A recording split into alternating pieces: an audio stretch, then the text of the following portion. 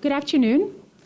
I'm Faina Durman. I'm Hong Kong Gallery Association's Chair of Events and Special Projects and Director of Sundaram Tagore Galleries in Hong Kong and in Singapore. For our fifth and final panel, I have the honor of introducing our next speaker, Dorian Chang, the Deputy Director and Chief Curator of M+, one of the world's most anticipated cultural institutions. Dorian joined M+ in 2013 as its inaugural Chief Curator. Since then, he's led the museum's curatorial activities and programs, including acquisitions, exhibitions, learning and public programs, and digital initiatives. Dorian has also co-curated numerous exhibitions in Hong Kong and abroad, including the last two Venice Biennales. Prior to coming to Hong Kong, Dorian was the Associate Curator of Painting and Sculpture at the MoMA and Curator of Visual Arts Department at the Walker Arts Center in Minneapolis. When it comes to building a better museum in Asia, the topic of the afternoon discussion, Dorian Chang is the expert, and we're all really eager to hear his insights and comments. Dorian will be joined by a very distinguished panel of directors and curators to discuss the future of museums in Asia. Yves Tam, Ule Buman, and Su Chan Xie.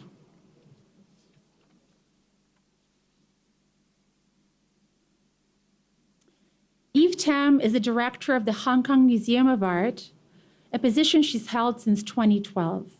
She's had extensive experience working in Hong Kong's cultural institutions, including the Hong Kong Heritage Museum and the Art Promotion Office. Ms. Tam has been a fellow of ACC, the Advanced CLOR Leadership Program and the Getty Institute Leadership Program. Ole Buman is the director of the Design Society Shenzhen and the former creative director of the Urbanism Architecture Bi-City Biennial in Shenzhen. He was also the former editor-in-chief of the Architecture magazine volume. He has previously served as the director of the Netherlands Architecture Institute, and he's taught at MIT. Mr. Buman was the co-curator of Manifesto 3 in 2000 and has been responsible for many entries into the architecture biennales of Shenzhen, Sao Paulo, and Venice. Su Chan Xie is the artistic director of the Museum of Contemporary Art in Yinchuan. She was previously the deputy director of the Kaohsiung Mountain Museum, the executive director of the Mountain Art Foundation, and the director of the CAFAM and Today Art Museum. She's also taught at the Institute of Fashion and Communications Design, Xiaqian University, and Taipei National University of the Arts. Please join me in welcoming Dorian Chang.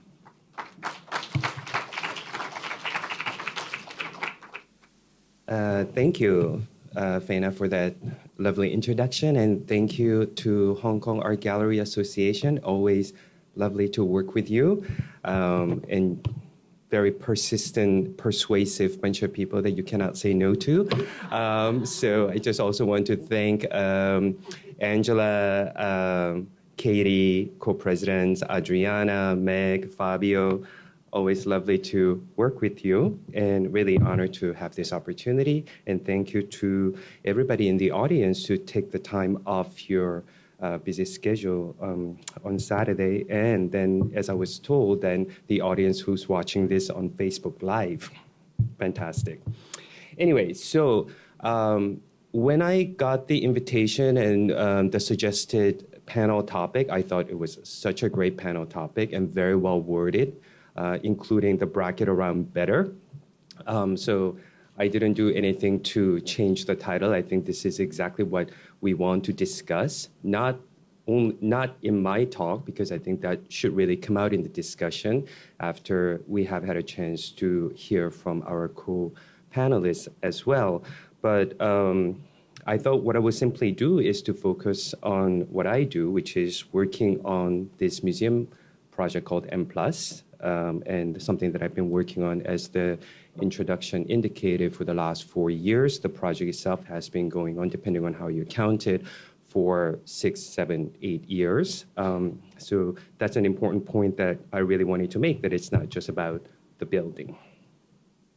So here's the clicker. Okay, so just to clarify, many of the images that you're going to see are computer renderings. That's giving you an indication of what the building is going to look like.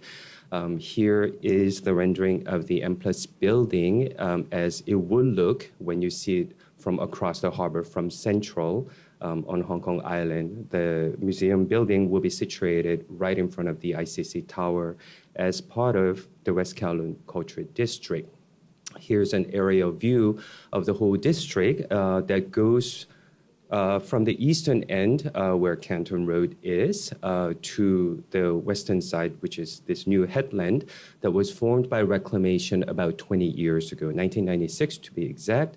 There is a long history. I think many people in the audience know about this, maybe even tired of hearing about this, that there's a long history, to put it very simply, about a decade where the purpose and function of this land was not clear, and it really started more in earnest about 10 years ago. The conception of what M+ was going to be was birthed by a very wise group of people from Hong Kong who came together under the name of Museum Advisory Group. That was 2006, 2007. And the staff started coming together around 2010, 2011. Here is the very simple statement that was taken from the report and recommendation that was made by the Museum Advisory Group. M+ is meant to be a new museum dedicated to collecting, exhibiting, interpreting visual culture of the 20th and 21st century, looking at the world from its base in Hong Kong. So every single one of us who has signed on to be part of this project was inspired by this recommendation, this conception that was put together by the Museum Advisory Group. And then we have been further developing that, including this mission statement that was part of the mission statement, I should say, that was recently adopted. M+ is a global museum founded in Hong Kong with an Asian context, shaping a preeminent collection of 20th and 21st century visual culture. And it intends to have a distinctive voice reflecting the diversity of our time and place. And this newly adopted mission statement really came out of the work that we have been doing over the last 6 years as a quickly growing team with a quickly growing collection and capacity. And when people always ask, because we do get asked at least 2 times a day of when the museum will open, and we always answer that the museum is already open. The building is not finished, but the museum has been open for business for all these years. So it might sound a little bit contradictory that I keep showing you the images of the finished building, but the building is an important aspect of it. So I will talk about it at different points of the presentation. This is one of the most frequently used renderings of the building that is designed by Herzog & de Meuron, Basel-based architect, one of the most sought-after architects of our time, but especially distinguished for their many successful museum projects around the world, including Tate Modern, the original Tate Modern that opened in 2000, and of course the expansion that opened in 2016. Perez Art Museum in Miami, many others. I should also just add, just to give you a sense of the scale, it is a 60,000 square meter building with about 15,000 square meters of exhibition and display spaces.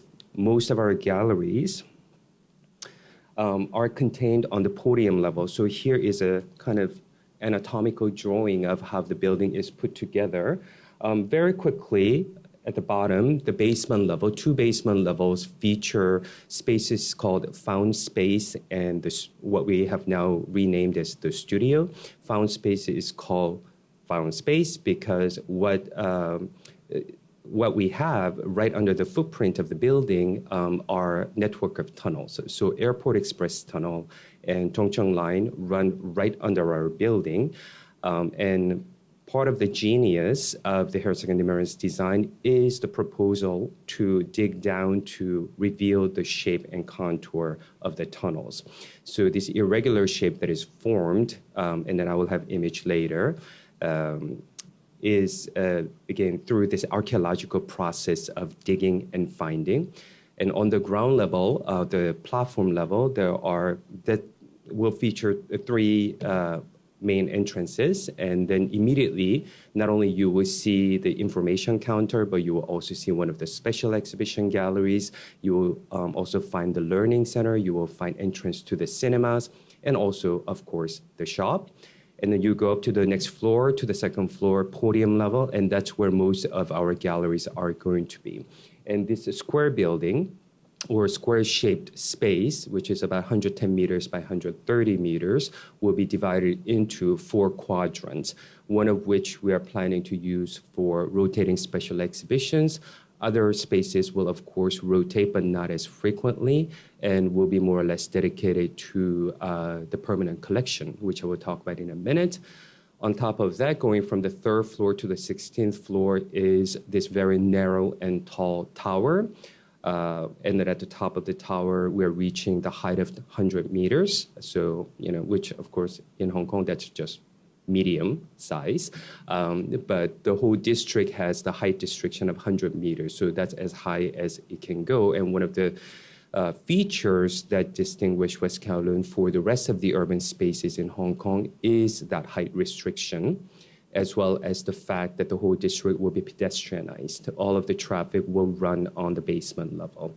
You might have heard about ongoing discussions about how much basement is costing, how much LegCo is objecting, all of that, very much part of the Hong Kong media landscape. I also find it quite interesting, just as a funny anecdote, that I do these kinds of presentations quite often now, and very recently, it hadn't happened before. In the last few months, I think once in Vancouver and maybe once in New York, that people asked whether the tower is condominiums, and which had even occurred to me, or even the idea that the museum building can have residences on top is something clearly we didn't think about necessarily, or if somebody thought about it, it hasn't affected our job, but clearly is affecting many people in many different cities with the certain forms of development and gentrification that are going on. But anyway, no condominiums, so it will feature a cafeteria, 2 floors of library, our offices, and on the top, there will be 3 floors of restaurant. So this is just to give you a little bit more detailed sense of what the 2nd floor podium level, which features most of the gallery. So this is about 11,000 square meters divided into 4 quadrants, which now we call east, going from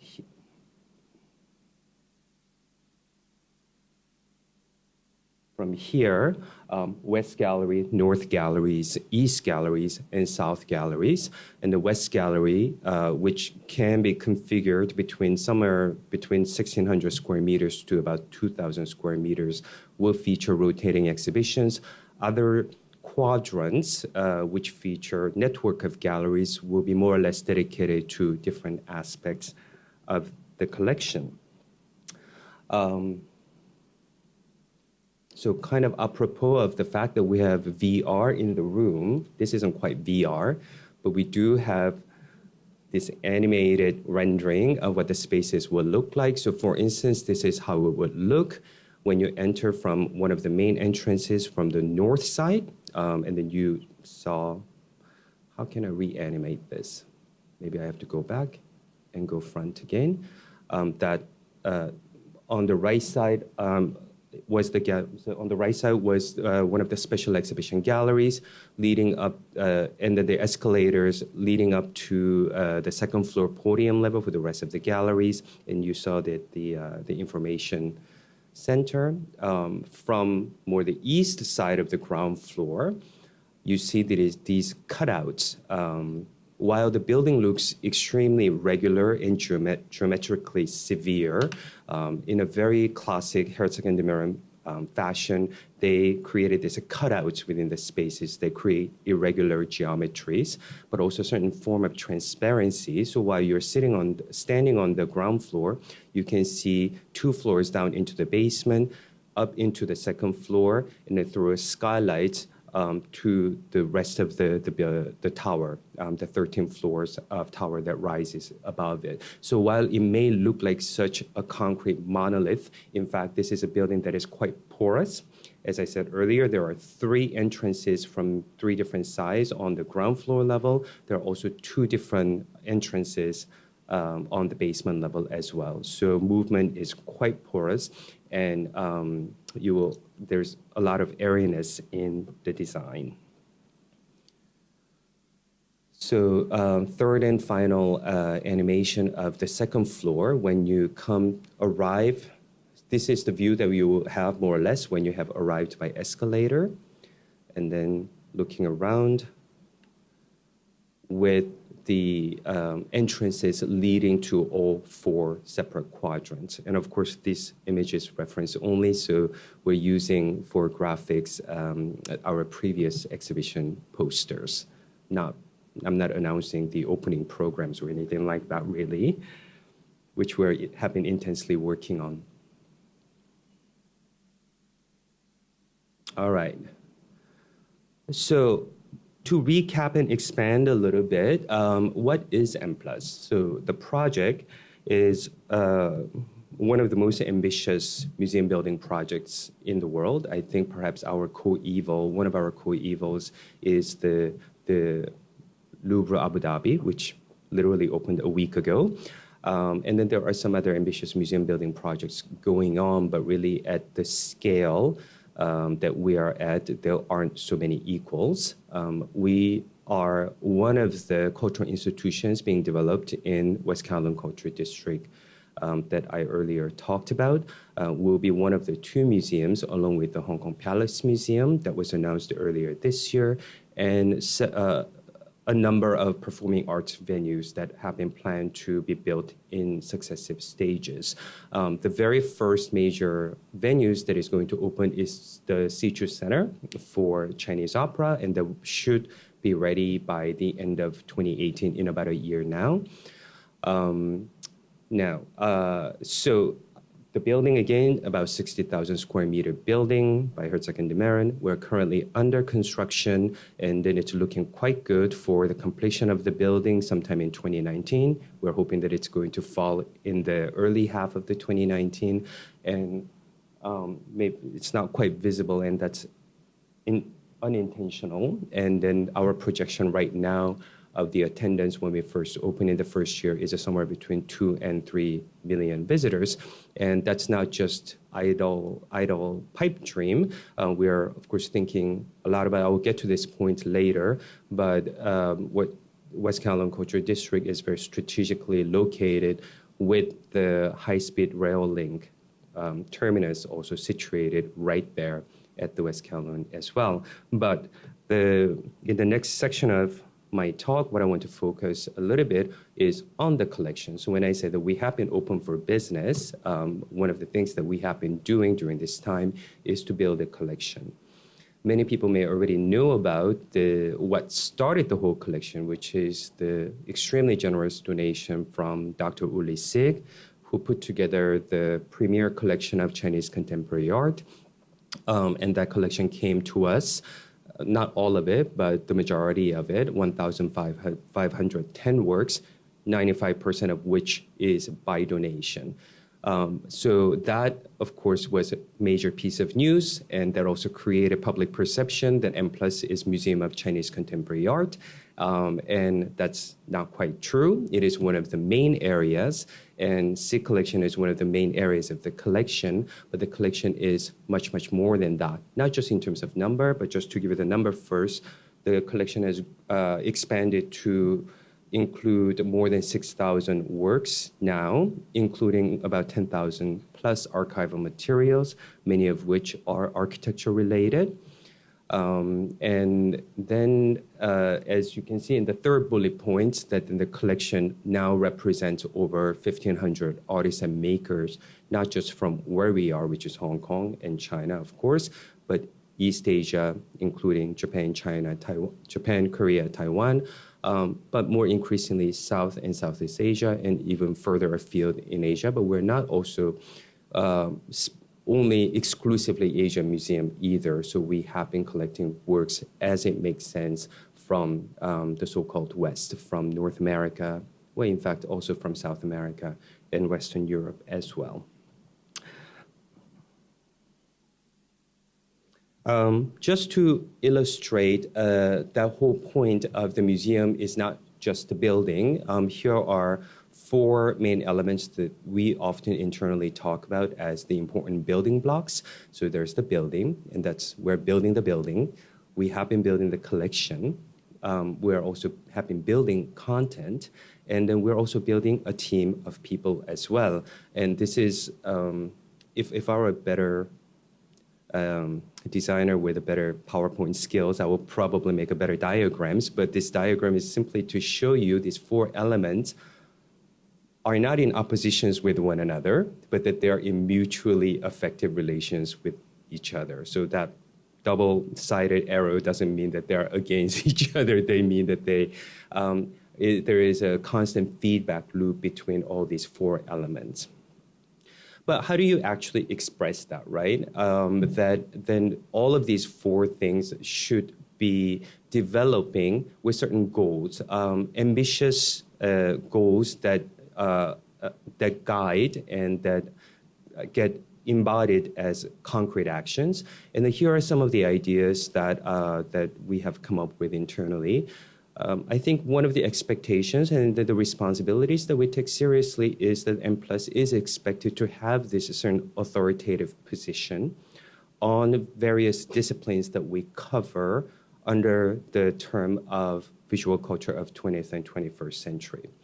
I think that perhaps something that sounds very 20th century of museum being an authoritative institution, I don't think is obsolete yet, like certain technologies that go into obsoleteness. I think that is still certainly something that is still being expected. But we're not talking about authoritative position as just something singular and monolithic. We hope it will include diverse and multifaceted viewpoints with public-facing voices expressed in open and accessible way. Again, going back to the original conception of M+ being rooted in Hong Kong while looking out globally, we take our local commitments seriously while maintaining global purviews, and perhaps in between those two are forming constantly expanding international networks of knowledge, collaborations, and cooperations. So talking about the collection a little bit more, and when you have collection that is more than 6,000 plus 10,000 archival materials, it's hard to really describe that in 1 minute. So I have one slide that kind of gives you a sense of the range of the materials that include going from top left, one of the most iconic paintings by Fang Lijun, standing in for Chinese contemporary art. Right next to it, Chen Zhen, a Chinese diasporic artist who moved to Paris and had a celebrated career, and one of the major sculptures. Going bottom left corner, this was another acquisition that made news when we acquired the whole interior and part of exterior of the Kiyotomo Sushi Bar from 1988, designed by one of the most important Asian designers, Shiro Kuramata. Right on top of that is Zaha Hadid's painting and other graphics that she created for one of the most important commissions that was not realized, but a milestone in her career, which was so-called Peak Block, a residential complex in the Peak in Hong Kong. Artistically speaking, Hong Kong was the ground zero of what's called modern ink art movement. So here's an example of the so-called father of modern ink art movement, Lu Sokwon. We have quite significant holdings of his work. Just below that, Yang Furong's Seven Intellectuals in the Bamboo Forest, work by Mona Hatoum, Anthony Gormley, and a recent acquisition of about 100 works and objects and archival materials by Marcel Duchamp. So internally, we often do this kind of diagramming with our limited PowerPoint skills, but just to give you a sense of how this collection is developing and what kinds of relations that these different disciplines and areas are developing.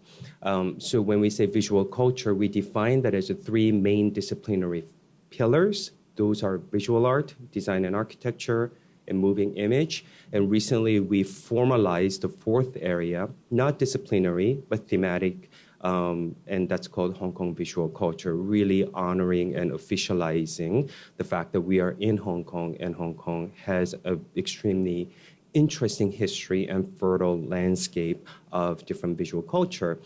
So really illustrate what might Hong Kong visual culture be constituted of. So here are some of the areas and how they overlap with the other three pillars of disciplines and how those three disciplines intersect with one another.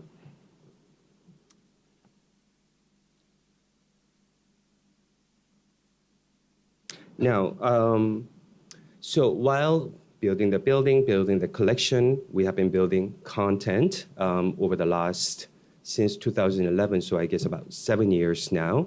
Some of you may have seen some of the projects under the series title of Mobile M+. Here is a slide that gives you a sense of the diversity and range of the programs that we have done. And we call them Mobile M+, because at that point we didn't have any building or any exhibition space at all, which is an extremely challenging thing in Hong Kong, especially to find any temporary exhibition venues. But I think we did a fairly good job finding spaces and realizing it, but often it had to use outdoor venues. We even did an online project that's specifically dedicated to neon signs. A couple of projects that were really notable was, here's an exhibition called Inflation in 2013 with giant inflatable public sculptures, which drew almost 200,000 visitors. And this was before the construction of M+ or the rest of the district started. So we really took that opportunity to use that open land. And many of you may remember this first exhibition that showed the highlights from the SIG collection, which was in springtime of 2016 from the M+ SIG collection. But since last year, we've been using this building called M+ Pavilion. It was inaugurated in July. We started programming the space in September last year. And then now we are exclusively using this space for our rotating exhibitions. And just to quickly go through, we started with Zhang Qinhua, an important Hong Kong artist, solo exhibition to open the pavilion. Then we presented selection of our design collection called Shifting Objectives, followed by an exhibition called Ambiguously Yours, kind of editorial approach to Hong Kong popular culture, which is quite dear to Hong Kong residents and citizens, but also globally celebrated aspect of visual culture coming from here. A project called Canton Express, in a sense, much more sort of rigorously academic kind of exhibition that looks at a particular moment in the history of exhibitions, specifically a project called Canton Express, which included 14 artists and artist collectives as part of a landmark exhibition called The Zone of Urgency, curated by Ho Han-ru as part of the Venice Biennale in 2003. Especially important in the history of Chinese contemporary art because it's one of those breakout moments of Chinese art into the international scene. And currently an exhibition called The Weight of Lightness, our first exhibition that highlights the whole range of ink art in our collection, but also the first attempt to express what ink aesthetics might be according to M+, and how that is not only exclusive to Hong Kong or China or East Asia, but has cross-cultural, maybe even global potentials. we have been organizing in collaboration with Hong Kong Arts Development Council, Hong Kong's participation in the Venice Biennale. So we've done it 3 times in a row. The most recent being Samson Young, 1 week left, and have been extremely popular, drawing a huge crowd. But we started in 2013 with a solo exhibition of Lee Kit, followed by Sang Kin-hwa. Each time that we did this exhibition, we also organized the return exhibition. So we did that for Lee Kit and Sang Kin-hwa, and we will be doing that for Samson Young in the M+ Pavilion following the ink shoot. So that will be our pavilion exhibition number 6. Now, but also it's important to remember that we don't just create content through the format of exhibition. We have been organizing a lot of discursive programs under the title of M+ Matters. And here's giving you a sense of the range of topics. The very first one, for instance, was called, on the top right corner, about Asian design. And here's an image of us, including myself, sitting right on this stage almost exactly 5 years ago. And then we have to date organized, I think, a little over a dozen programs. So this kind of building the knowledge base by inviting specialists from here, nearby, but also from far away, has been a very important aspect of our programs. But also learning and community engagement activities. This is a project called M+ Rover, a customized container that's part artist studio, part art learning workshop that's been going to secondary schools for now. Well, we've done it twice. We're about to start the 3rd run. And each one features an installation and project by a young local artist. So really community engagement on multi-levels. We've done 3 summer camps now. Well, 1 was canceled because of a typhoon, unfortunately, but we'll be continuing to doing that with 100 secondary school students, 3 nights, 4 days. Now, so all of that to come back to the question of how to build a museum. Again, the better part, we'll get to that a little bit later. So I think based on what I've said, I think I don't have to reiterate that we actually have been building a museum.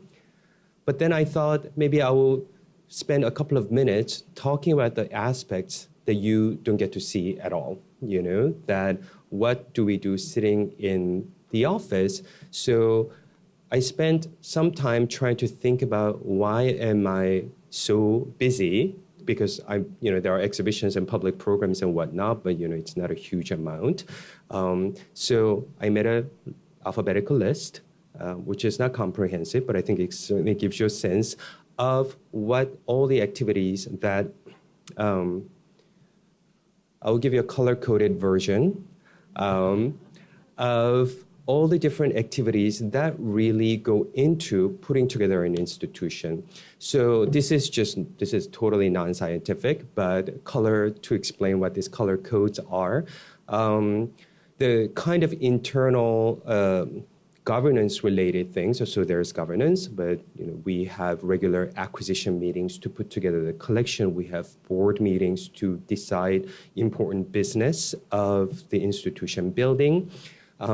There's a lot of policies to be written for a new organization, not just of M+, but whole West Kowloon Cultural District Authority. There are many stakeholders who are involved, not at the staff level or at management level, but at the committees and board levels. And all of that, the most public-facing part of it is expressed through the vision statement, which I shared with you earlier. And then there's something called KPI, which sounds very corporate, key performance indicators, but we are there as a publicly funded institution to set plans and then deliver certain results. So those are the yellows. Greens are the ones that are more public-facing part. There's a lot of communication about what we do, what our identities are, what our progresses are. They need to be communicated to the public. Marketing plans, of course, we get a lot of public inquiries, queries, about how the collection is developing and why are certain programs happening or not happening. And finally, universal access. The museum and the rest of the district is committed to providing universal access. Other things that go into building an institution, digital strategies, fundraising, human resources, recruitments, training, all of that. Just to give you a sense of how quickly the staff has been growing. When I joined 4 years ago, M+ was about 20 people. Now we're about 90 people. And then by the time we open, hopefully in about a couple of years, we expect that the core staff will be about 200 people. So there's a lot of time going into reading job applications and sitting in job interviews. And, some of you may have seen the constant sort of, job postings that come up. And the great parts of just coming with working in a already complex organization. Again, M+ being part of a larger organization of West Kowloon Cultural District Authority. A lot of justifications, a lot of legal matters that we have to work through, a lot of negotiations, constant discussion about changing workflows, and all of that is ultimately what goes into setting up the infrastructure and the structure of the institution. And then these are the kinds of work that allow the public-facing expressions, the content and the collection to happen. So another slide highlighting in Asia. I thought this was quite interesting. I don't quite have an answer for that. I think we should do that as a panel, how to build a museum or a better museum in Asia. But then I will just simply show you one of these presentation slides that remind you that we are in a city that's, according to one statistics, most visited in the world. It's about 70 million visitors in the last few years. Then there's that high-speed rail link that we all know about that I was talking about that should be completed also in about a year's time. With the projection of about 100,000 people coming in every day, right at our doorstep. I recently learned that Harbor City, the mall that's just about a kilometer away, draws about 80 million visitors. So they just need to walk down the waterfront to get to the museum. And just to finish, looping back and coming back to the building being one of the elements of the building a museum. And here is the animation that shows you how the building is going to look. And an important point to make here is that M+ isn't just one building. There's a small building behind, which is our conservation and storage facility. So we are very lucky to have a very storage right next to us to have our collection, which I sort of very darkly joke that we will run out of in about 5 years, because that happens with any museum. And then also a commercial building right next to it. So it's a whole small campus that is being built as part of a big campus. So that's where we are with M+, which concludes my presentation. And I would like to invite my co-panelists up on the stage. Thank you.